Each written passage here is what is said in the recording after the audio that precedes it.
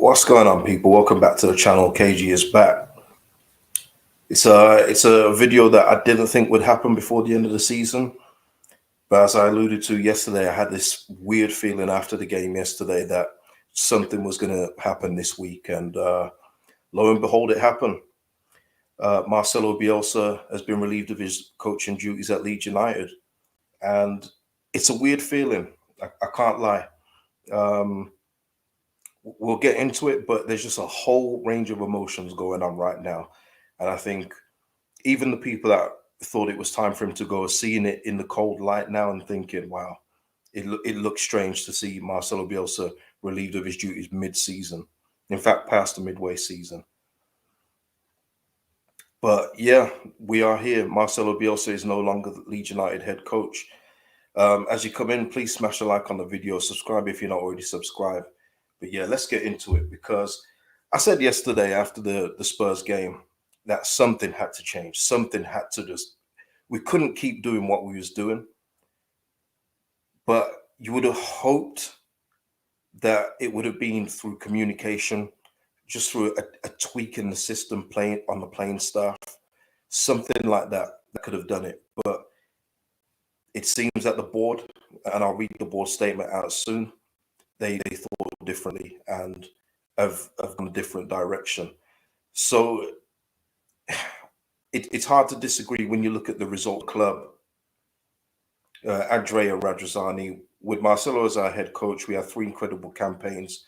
The good times returned to Ellen Road. He changed the culture of the club and brought a winning mentality to us all. The moments created, particularly in the 2019-20 season, winning promotions for Premier League, will of course live long in all our memories, myself and the fans included. Facts. However, I have to act in the best interests of the club, and I believe a change is required now in order to secure our Premier League status. And Victor Orta then says he has created a legacy overseeing major infrastructure improvements at Thorpe Arch, uniting the supporters and the players and giving a clear pathway for young players to transition into the first team. It is disappointing his reign has had to end in this manner, given the special times we enjoyed in recent years, which have been some of the best of my career, but we cannot hide from recent results. I would like to thank Marcelo for his commitment, dedication, and I wish him every success going forward. And we're seeing a whole load of players give their tributes and everything else like that, or that, even players' families. I've seen Gerhardt's mom, I think, thank him, and Calvin Phillips's family. And yeah, it's just it's a weird one. It's a weird. I say whenever I talk about the David O'Leary era, I look back at that with a lot of fondness, but I don't remember being as moved by the management. Maybe I was a bit too young to feel that, but yeah, it is a strange one, because what I'll say is what Bielsa did. I'm going to talk about what Bielsa did, but let me just give you his record. Matches. This is from LUFC data. Matches: 170 matches, won 80, drawn 33, lost 57. Goals 256, conceded 219. I mean, that's a classic Bielsa stat, isn't it? Come on, when you got to smile about something, that is a classic Bielsa stat. 256 scored, 219 shipped, back and forth. Clean sheets 57, win rate 47%, 1 championship title, FIFA Fair Play Award, 1 LMA Championship Manager of the Year.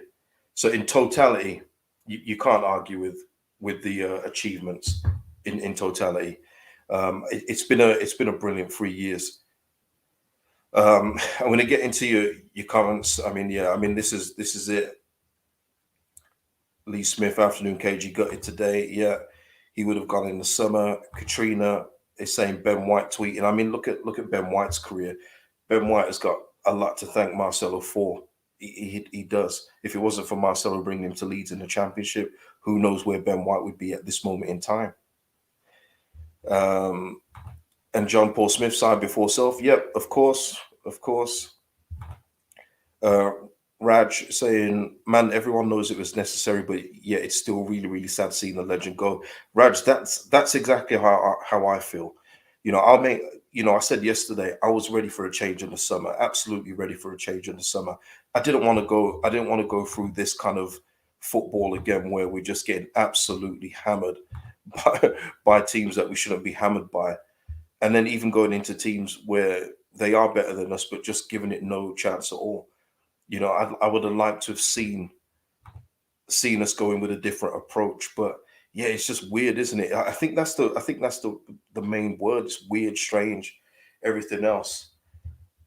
And I mentioned O'Leary, but as much as I love that team, that 99 2000 team that I glorify every time, Bielsa ball is easily the best looking football I've seen for Leeds United. And it's not even close because even under O'Leary, it was more due to individual brilliance at times where we just got through. It would be like an Ian Hart free kick, Harry Kewell magic, or something like that. Whereas the football that we were playing under Bielsa, especially the first 3 years, free flowing, beautiful ball, like some of the most exquisite stuff I've ever seen. Where even opposition fans are looking at us like, wow, why can't we play football like that? And it was beautiful. It was absolutely magic for so many years. We were envied by so many people. Um, yeah, I mean, there's so many memories, and I want to get to some of yours as well as we go on. But I just remember the opening game versus Stoke, and I remember when we first appointed him, thinking, "Wow, this is a coup," because Bielsa, he didn't have to take the risk and come to the Championship. He didn't have to. You know, he could have probably gone anywhere else, but he decided to take on this project. And please remember at the time, we were a dead mid table championship club going absolutely nowhere. Nowhere. We were going absolutely nowhere. And he decided to come in. He looked around, done all his, you know, video watching and everything else, research on the club, and said, "This is for me." And so you have to give him credit at the start.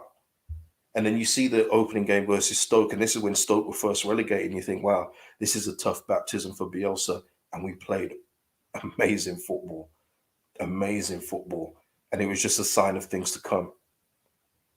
Um, and from there, it was just a journey of an extreme high. Yes, we didn't go up in that first season. We didn't.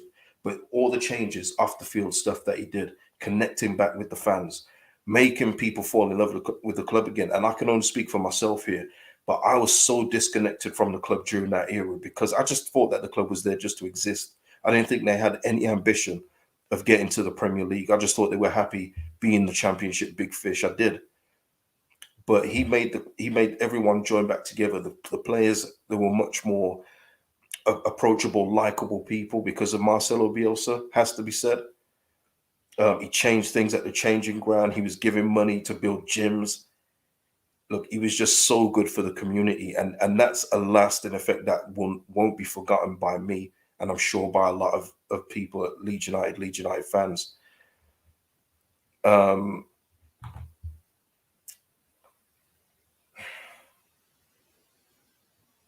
and I just remember as well, as gutting as that playoff final was, the playoff semi-final versus Derby, and I remember I was very unapproachable for at least a good week.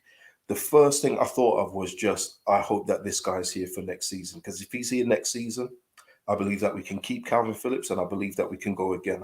I think we can push up. I think we can make another push. And he signed, and I was delighted. And it made that heart, that disappointment of not getting to the playoff final that year, and the lack of promotion that year when we was on such a good trajectory for the whole season until we fell at the last hurdle. It just made me feel better about us going into another campaign with him. And then we get that promotion. We had that what was that game? Was it Bristol City at first? And we started as we meant to go on, and we were absolutely rampant that season. Some of the best football the Championship will ever see. Wolves have got a good shout, absolutely, but we was playing some ball that no one could touch, no one, and that's down to him and his methods. Um, I mean, I see a lot of people here. I see people. I've seen people say that there's been tears and everything. It's crazy the emotions that we actually have. I don't remember any tears for Heckingbottom, man. Just like lightheartedness. But yeah, it's crazy. And Ray, yeah, Ray. I mean, I'm 63 and never seen us play football that good, but the 7-6-5 losses were just too much, and we will get to that, Ray. Um, Northallerton White, it's still a risk, KG. There's no guarantee we will stay up. Northallerton White, this whole season has been one hell of a gamble. One hell of a gamble, but we'll get into that all in a bit. Um, I mean, Robbie here, I feel like an area of my life has ended. Yeah, yeah, yeah. I mean, there's talk of Jesse Marsch. I'll touch on him later. I'll be frank with you. I don't know much about him, but I'll give you a little bit that I've seen of him lately. But just going back into Bielsa, um, I mean, just so many things. You hear about the man that's unapproachable and everything else like that, but then you see videos of him when Bamford scores that volley in training, and he runs over to Bamford. Bamford's not even jogging to him, and Bielsa's running over to him, giving him a hug. That doesn't seem to me like a man that's detached from his feelings at all. He wouldn't. He doesn't have to do that. You see the promotion video, and I've seen that going around a lot.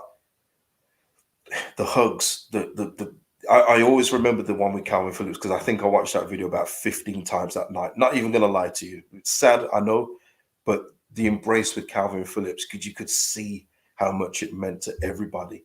You could see how much it meant to Calvin that he finally got up with his hometown club and that he didn't go to Villa the summer before. The relief on Bielsa that he got the job done in the second season after falling short at the first hurdle. It was just a beautiful moment. The whole promotion scene. Bielsa, smile on his face. I'm sure the players were drunk versus Derby. He still played them, and we still beat them. We still beat them. Um, and you just think that there wasn't that standoffishness. I know he probably wasn't as close as many managers are these days with their players, but it still worked. It still worked. Um, I mean, you've also got the media with the dead horse stories about Spygate and the blue bucket where we roll our eyes after a bit and just go, oh my god, please change the story. And I mean, that's all with Bielsa. Yeah, I've heard about this, Chris. Hundreds of fans outside Ellen Road supporting him now. Yeah, I heard it was a protest, but I think it is more a support thing. If I'm wrong, please let me know. Um, and let's talk about stuff that he's done. Let's talk about the good stuff he's done. He's turned players that realistically was never ever going to see the light of day in the Premier League. He got them into the Prem. I put in that category Liam Cooper, Luke Ayling. He turned Stuart Dallas into a versatility machine. He turned him into that. He made Stuart Dallas kind of indispensable to the squad. Turned Calvin into an England Player of the Year, which I'm sure Calvin will never forget. He's done so many good things, and you can bet that if he hadn't come in, would we have ever seen Liam Cooper or Luke Ayling in the Prem? I don't think so. I don't think so. And that's something, and there's a lot to be said for that because I maintain. I remember being on podcasts years ago when we was in the champ, talking about when we was riding high in our second year there with Bielsa, and I was telling these people in the Prem, no other coach, none of your favorite coaches could come in and do the work he's done with these players and get them promoted. None of them could do it because they would all need a hefty checkbook to do it. There is no way, with the best will in the world, that those top managers could have done what they've done with the coaches. And that's why he got nominated for Coach of the Year that year. It's not hard to work out, but through snobbery of the Premier League at that point and where it is now, actually, they couldn't see just the magnificent job he'd done with that set of players and just a couple of new additions. And there's a lot to be said for that. And there's a lot to be said for that too. Gordon White, Bielsa's loyalty to the promotion squad has cost him. Can't deny that. Cannot deny that. Um,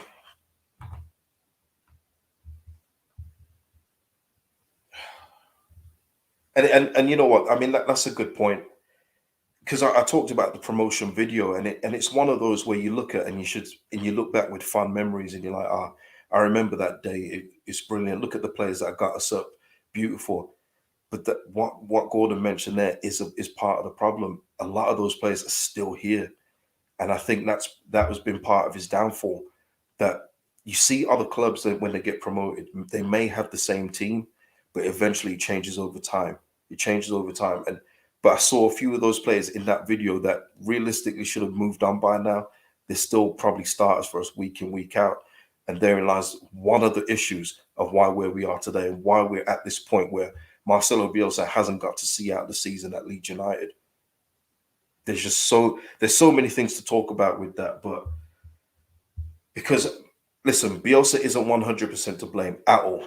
He isn't.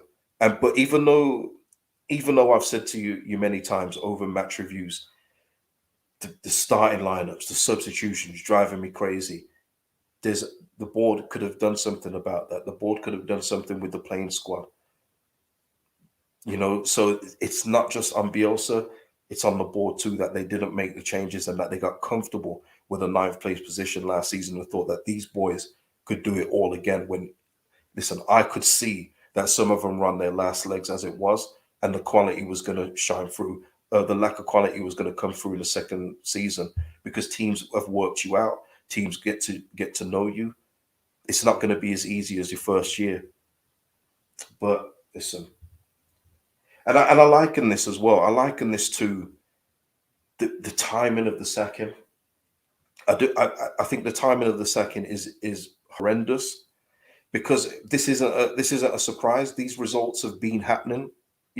Maybe not as heavy as they have been over the last month, and that's again some things that you can't forget. February, the shortest month of the year, and we've conceded a record amount of goals in the Premier League in this calendar month. You can't have that. But these are nothing that wasn't happened before. We was getting beat 4-1 by Arsenal before Christmas. And that's what I'm talking about, the timing. If you thought that if things weren't going to improve, do it before January. Do it before January, and at least then the new coach will come in, and you would have probably seen a couple of new players come in the door as well. That Orta would have suggested. You would have seen some players come in that Victor Orta would have suggested, and maybe Marcelo Bielsa didn't fancy, but the club would have said, "We'll take him." So that's why it's so odd to get rid of the man as we approach March with 12 games to go. Because it's not just a new manager bounce that we need. It would be it's about using other players in your squad that you think can do better. Now, I've no doubt that the new manager will come in and Joe Gerhardt will start, but then when other managers come into other clubs, they have other options. Now, Luke Ayling, and I'm sorry to keep on hammering him, but he's our only recognised right back, so he may have to keep on playing at right back, which doesn't help anybody. There should have been another right back here to compete with Luke Ayling. There should be another left back to compete with Junior Firpo. There should be another DM to compete with Calvin Phillips or replace him while he's gone. There should be another striker, but that's the problem. A new manager is going to have to come in and galvanize this squad. And all we can do now is hope that a new voice can get us out of the mess we're in. That's all we've got. That's the only hope we've got. Stephen saying, let's be honest, we could win all 12 games we have left and still go down. We could, because it's not in our hands anymore. The game's in hand behind us now with Burnley and Everton. And our point total with games played, it's not in our hands right now. And it sucks. It absolutely sucks, but that's where we are. And this is the risk. This new manager now, and apparently it's going to be Jesse Marsch. He's going to have to come in and absolutely galvanize these teams these players' confidence is on the floor. They're dead. They're absolutely dead. You can see it. It's a big risk. But as I mentioned earlier, this whole season has been a big gamble. From the lack of recruitment in the summer, from the lack of recruitment in January, from the lack of not changing the tactics, from the lack of not using the whole of your small squad. And that's on Bielsa. There's just been gambles all around. And for me, it's been a risky year. This year, I've said it. I think I've said it on here so many times, but I've been saying it in chats as well. This season has sucked. It's been awful. I cannot wait for it to end. I just hope that we're in the Prem as we end it. But this season has sucked. It's been terrible. And today is kind of like another chapter in it being just a bad season, because I fully admit I didn't want to see Bielsa next season. I wasn't ready for this kind of football next season with the same players here next year. But I didn't want him to go at this point. I think what he's done, he deserved the end of the season. But at the same time, there was no changes coming. There was no tactical changes coming. We were still man marking up until the very last game yesterday. And that's where you can see why he's had to go. Any other manager, any other club with the results we've been getting, they would have been gone a while ago. But he built that equity up. He had that equity in the bank. So it's understandable why they gave him so much time. But again, it's just mismanagement from the board. And that's been a theme all season long.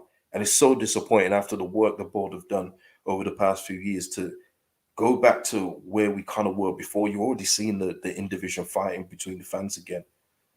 And I just feel when this new manager comes in, as soon as we go 1-0 down, there's going to be nothing but boos. You don't know what you're doing, etc., etc.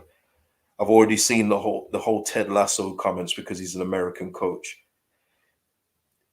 Anybody that was going to follow Bielsa was going to have a tough task, no matter who they were. But this, at this point, just makes it that much harder. And for me, the players already look for excuses to feel a bit weak. I just don't want them to use this as an excuse. Oh, we didn't feel the support from the fans. Need the fans to get behind the team and this manager. It's tough. Bielsa's now gone. We have to move on. We need to back them now, so we're not giving them any further excuses to play poorly. We already kind of give them excuses when they're clapping off the pitch and not booing them after some inept performances. They've had an easy ride this season.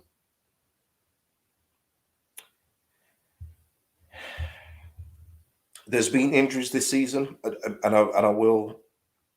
Yep, slightly xenophobic with the Ted Lasso crap. Absolutely, Sam. I'm not with it. I'm not with it at all. But it's you know what it's like from the general football fan, unfortunately. There's been injuries this season. I just want to say that there has been Patrick Bamford out for pretty much all of it. Calvin Phillips out for a long period. If you want to stick Liam Cooper in there, you can. But then it's also the team selection, and that can't be forgotten when it comes to the Bielsa side of the blame of where we are. Not playing your striker Joe Gelhardt, constantly playing Dan James up front when Dan James is not a striker. Moving straight left backs, DM, centre back, all over the place. There's been issues as well from team selection, going man to man instead of setting up two solid banks to shore up what we've got, because we're not good defensively right now. We are one of the worst teams in the league. And I don't think that was taken account for. It's brilliant that he's got his principles. It is, but sometimes you do need to adapt. But as I said on a couple of videos now, it's very hard to ask an older gentleman to adapt his ways. It is, and I do believe if he had adapted, at some point during this rut, maybe the board wouldn't have taken this decision. But it's just how many times can you see Luke Ayling go and man mark Sadio Mane, Heung-min Son? How many times can you see Forshaw man mark Paul Pogba and look ridiculous?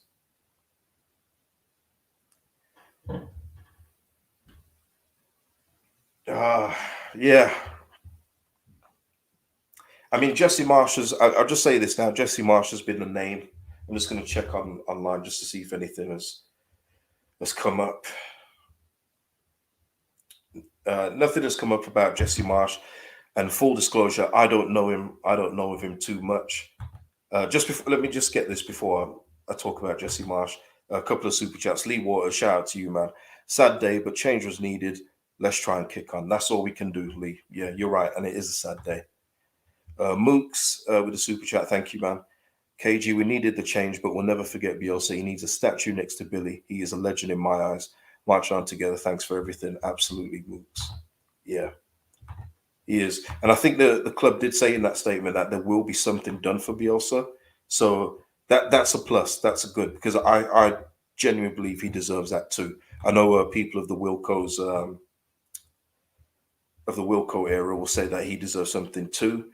But yeah, work permit. Okay, let me just check for Fabrizio Romano, who is the fountain of all knowledge, of course.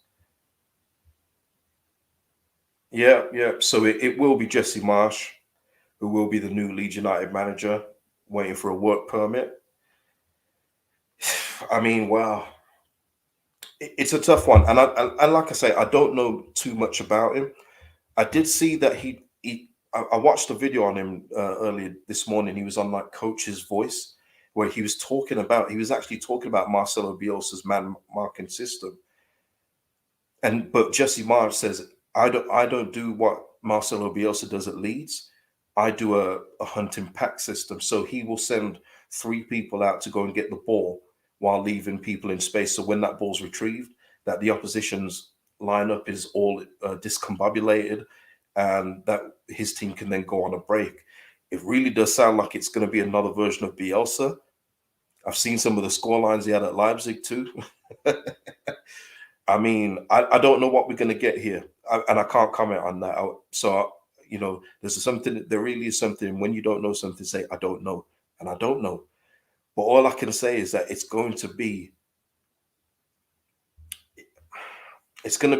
different. It's going to be something absolutely new for us now.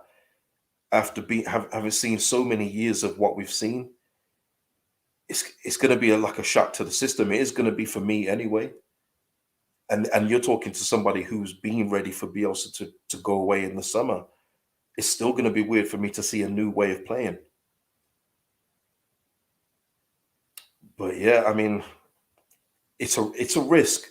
Absolutely, the appointment's a risk. But like I say, everything's been a risk this season so far. This season has been handled horribly. It's been handled very, very badly.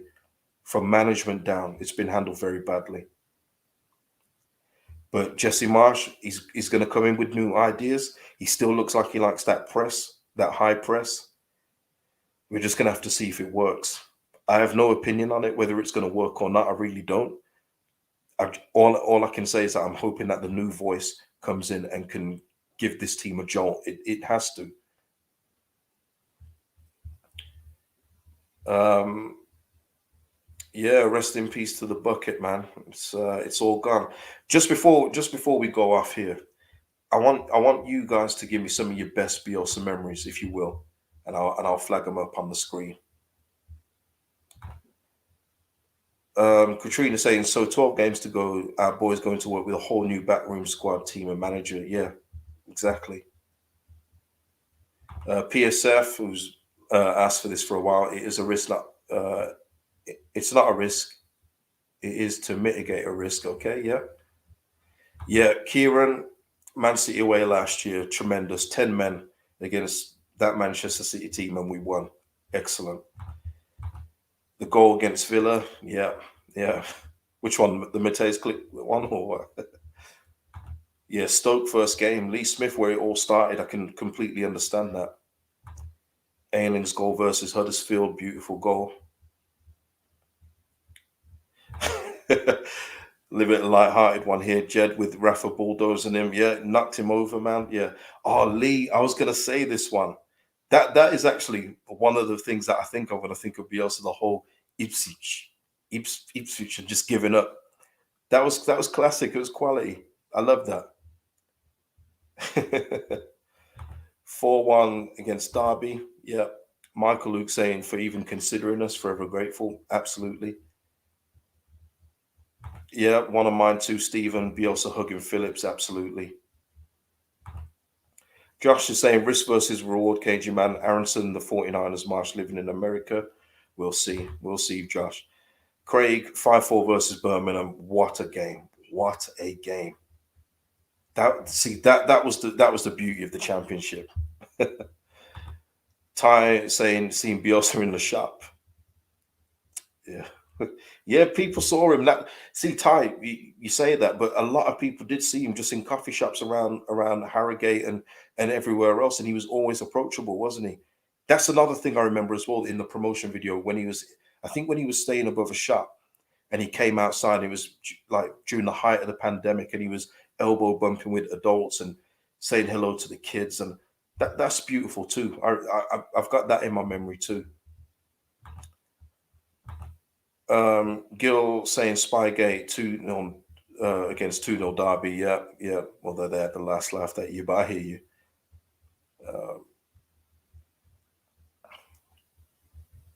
Uh,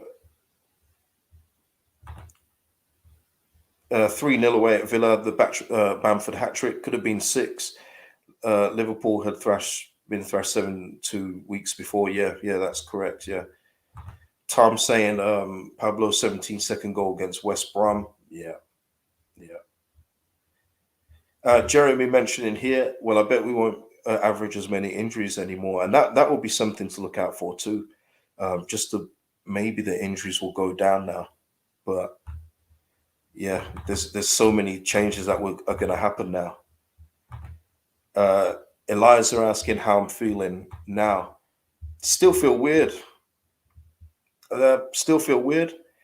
I understand that changes needed to be made. Absolutely, from our dire form, 5 wins all season, it's not acceptable. But there were ways of preventing this from the beginning of the season. There were, and just throughout the year, it's just been horrible. But I can understand the reason why he's gone. I just wish that it had happened at the end of the season, and I just wish he could have adapted. I think that's the main thing I'd say. I wish he could have adapted, because if he had taken his style of play but replace the players that he's been loyal to with new players that could do it and of better quality, we wouldn't be talking today about Bielsa gone. We wouldn't, because his style of play is effective, but you have to have the horses, and we just don't have them anymore. So it's a shame. Yeah, he's lived and died by the loyalty. You can respect that, but it's an unfortunate ending. But listen, I'm not gonna go too long, because it there's not much else I can say.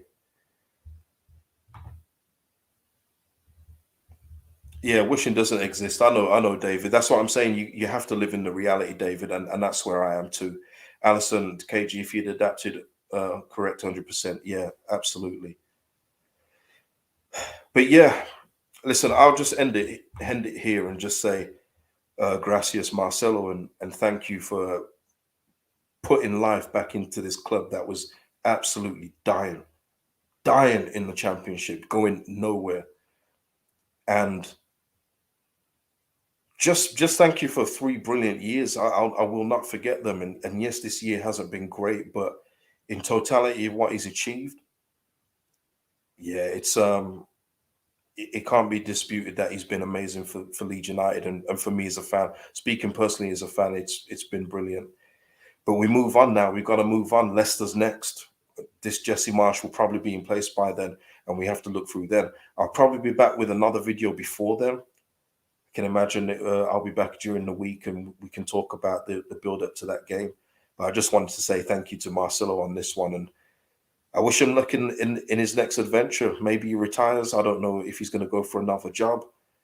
That would be weird to see as well. But yeah, it's time to move forward. Time to move forward. Christopher, just to close, don't let this season hurt Bielsa's legacy. Christopher, I think a lot depends on if we stay up or not. I honestly do, because I just think all the hard work would have been undone, and I don't think 12 games is enough for a new manager to come in and absolutely put his imprint on the team. A lot of it will be from the Marcelo days.